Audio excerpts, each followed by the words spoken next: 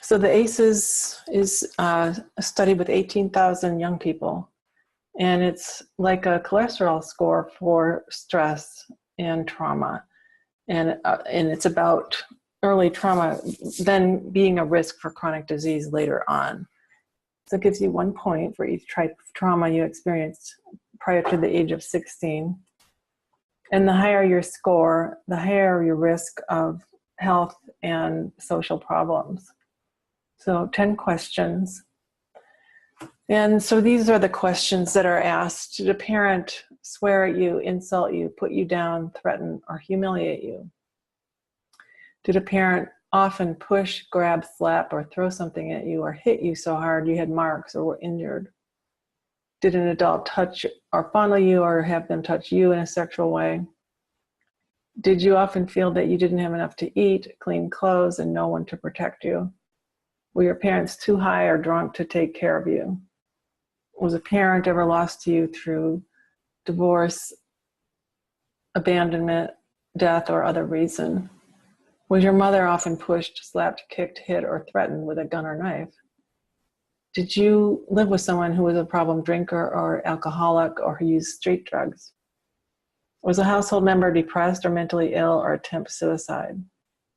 Did a household member go to prison? So the results are interesting because most people, 87%, had at least one, or 2/3 had at least one, that 66% had at least one, and then 87% of that group had more than one. And it's been a very widespread study that keeps on being replicated with similar results. So you can see this, the chart here, that about 15% of women had 4 or more, 9% of men had 4 or more, 10% of women had 3, men had 8% had 3, 15% of women had 2, 16% of men had 2, 25% of women had 1, 28% of men had 1, and about 35% had 0.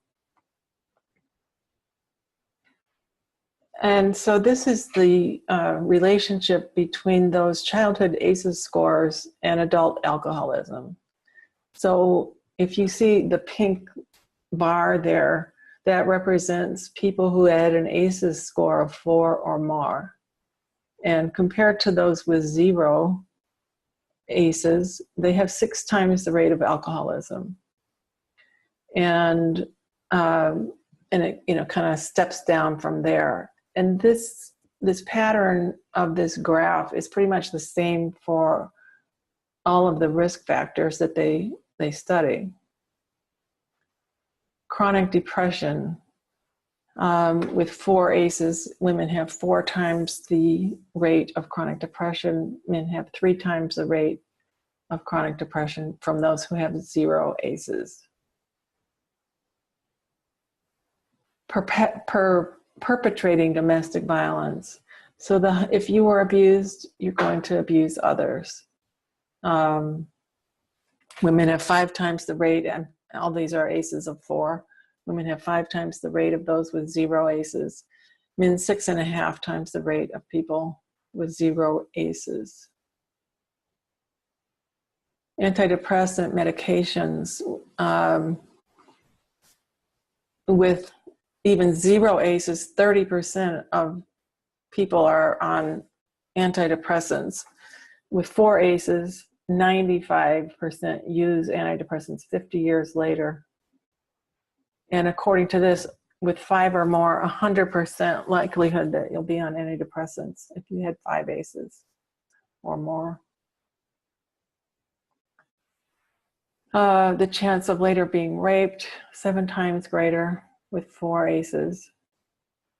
Suicide attempts, 19 times the likelihood of a suicide attempt with 4 ACEs.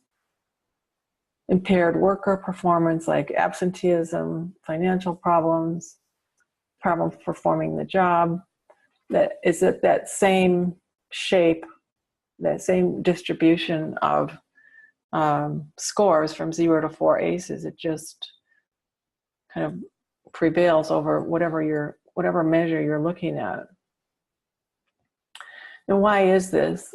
It's because toxic stress physically damages a child's developing brain. In fact, trauma at any age has a physical effect on the brain. So what is defined as a trauma? So in addition to the items on the ACEs test, it can also be defined as any break in the attachment between parent and child that threatens a child's sense of well-being. So human beings have the longest period of dependency on children of any species, any mammal. So a break in the attachment feels like a life or death matter to young people, to children who are completely dependent upon the parents for survival.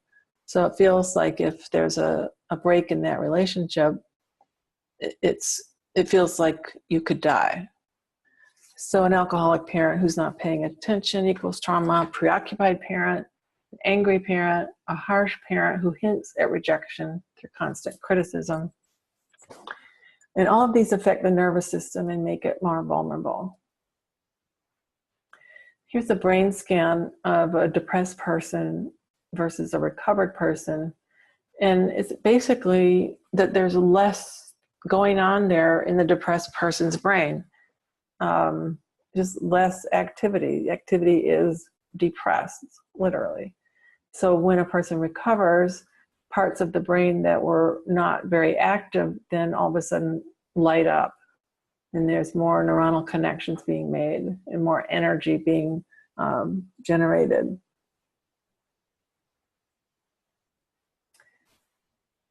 This is another, the COLEVA, consequences of lifetime exposure to violence and abuse, and just all of the physical aspects that it affects. So it's neurological, even dental, more surgeries, more rheumatology issues, more dermatology, skin issues, mental health like we've spoken about before, behavioral issues, even your bones, orthopedics, respiratory and pulmonary, heart and lungs, cancer, ENT, infectious diseases, heart events, stomach events, eyes, reproductive processes, allergies, urological, and endocrine systems.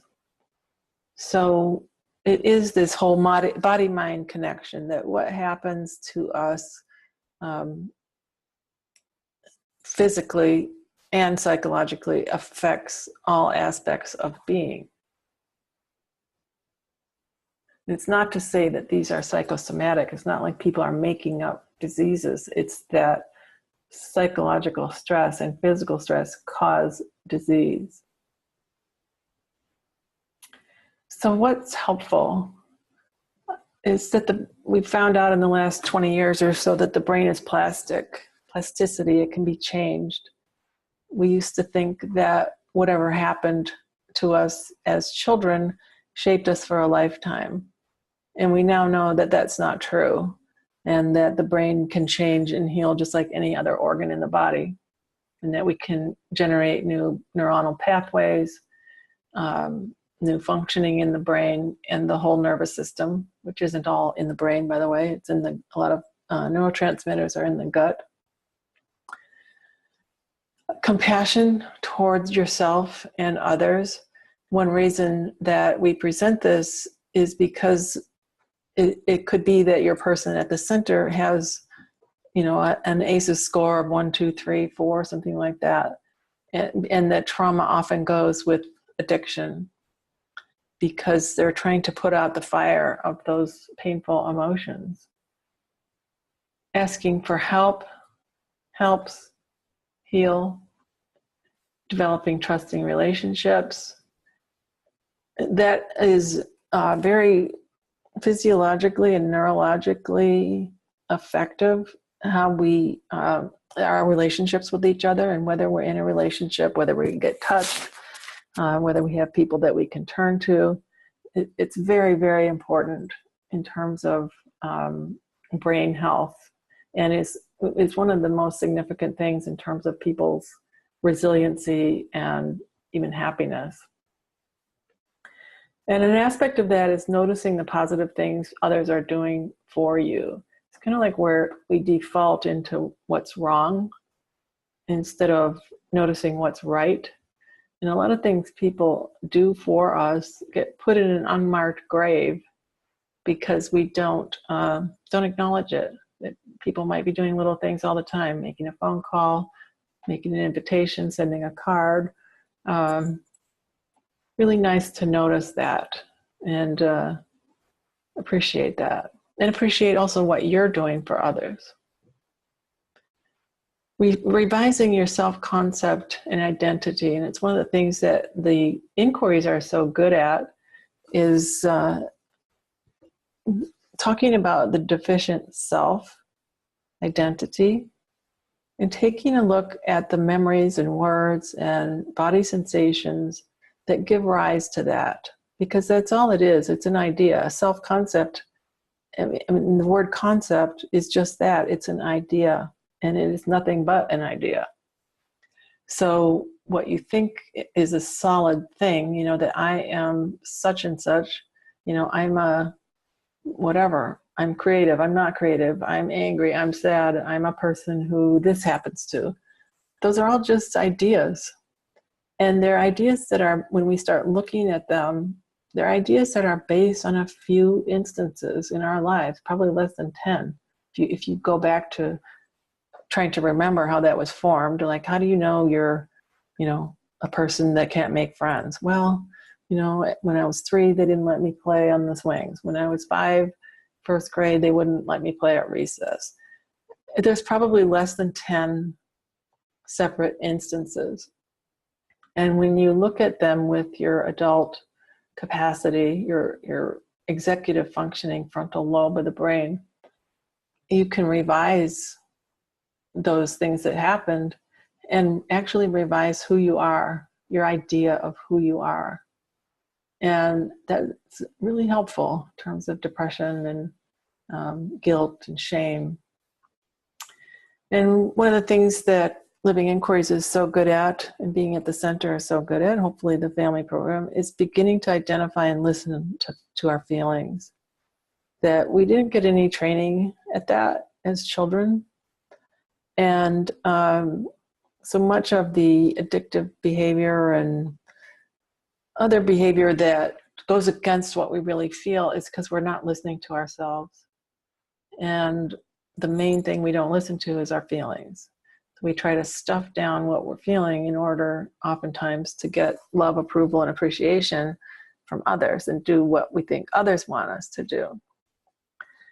And then this gets to differentiation of the self, as we've talked about a lot.